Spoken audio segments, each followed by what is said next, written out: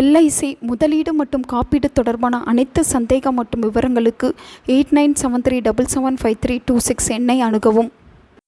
சிவபெருமான் தன் தலையில் சூடிக்கொண்டிருக்கும் பிறை நிலவை நாளை நாம் எல்லோருமே நேரடியாக நம் கண்களால் வானத்தில் பார்க்கலாம். இறைவன் தன் தலைமேலே வைத்து கொண்டிருக்கும் இந்த நிலவை நேரடியாக மனிதர்கள் தரிசனம் செய்வது எத்தனை புண்ணியம்! வெறும் பணம், காசு, செல்வ செழிப்புக்காக மற்றும் இந்த பிறை நிலா தரிசனம் கிடையாது. செல்வ வளங்களோடு சேர்த்து மனமகிழ்ச்சியை பெறுவதற்கும் இந்த பிறை தரிசனம் கைமேல் பலனை கொடுக்கும். சில பேருக்கு வாழ்க்கையில் தடுமாற்றம் இருக்கும், எதிர்மறை எண்ணங்கள் அதிகமாக தோன்றும், தாழ்வு மனப்பான்மை அதிகமாக இருக்கும், வாழ்க்கையை எதிர்கொண்டு வாழ்வதற்கு தைரியம் இல்லாத கோழையாக இருப்பார்கள். எந்த சமயத்தில் எந்த முடிவு எடுப்பது என்ற குழப்பம் சில பேருக்கு அடிக்கடி வரும். இப்படிப்பட்டவர்கள் எல்லாம் தொடர்ந்து பிறை நிலவை தரிசனம் செய்தாலும் அவர்களுடைய வாழ்க்கையில் வெடிவு காலம் பிறக்கும். இதோடு மட்டுமல்லாமல் கிரகங்களில் சந்திரனால் உண்டாக்கப்பட்ட தோஷங்களில் இருந்து விலகுவதற்கும் இந்த பிறை நிலா தரிசனம் நமக்கு நல்ல பலனை தரும். கலை இழந்த முகம் முழு நிலவு போல பிரகாசமாகும். இத்தனை சிறப்பு அம்சங்களையும் கொண்ட 3ஆம் பிறை தரிசனம் நாளை வெள்ளிக்கிழமை அன்று வரவிருக்கின்றது. அதிலும் குறிப்பாக இந்த கார்த்திகை மாதத்தின் முதல் வெள்ளிக்கிழமை அன்று இந்த பிறை நிலா தரிசனம் நமக்கு அமையவிருக்கிறது.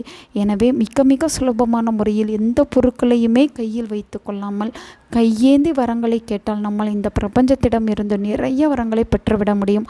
அத்தகைய சிறப்பு வாய்ந்த நாளாகத்தான் நாளைய தினம் பிறை நிலா தரிசனம் அமையவிருக்கிறது. அந்த வழிபாட்டினை எப்போது மேற்கொள்வது, எப்படி மேற்கொள்வது என்பதை பற்றி தான் பார்க்க போகிறோம். பிறை நிலவை அவ்வளவு எளிதில் நம்மால் வானத்தில் பார்த்துவிட முடியாது. மேற்கு பக்கத்திலிருந்து பிறை நிலா வரும். அதுவும் குறிப்பாக இருட்டிய பிறகு மாலை 6:30 மணிக்கு மேல் 7 மணிக்குள் பிறை நிலா தரிசனம் தெரிந்துவிடும். அதுவும் குறைந்தது 5 நிமிடம், அதிகபட்சம் 10 நிமிடங்கள் தான் வானத்தில் பிறை நிலா தென்படும்.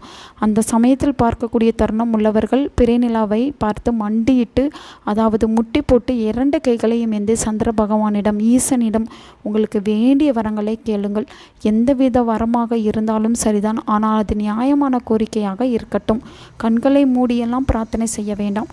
பிறை நிலவை பார்த்தபடி ஈசனை மனதில் நினைத்து கொண்டு இந்த பிரார்த்தனையை மேற்கொள்ள வேண்டும். மொத்தமாக 5 நிமிடம் தானே, இதை நம்மால் நம்ப முடிகிறதா?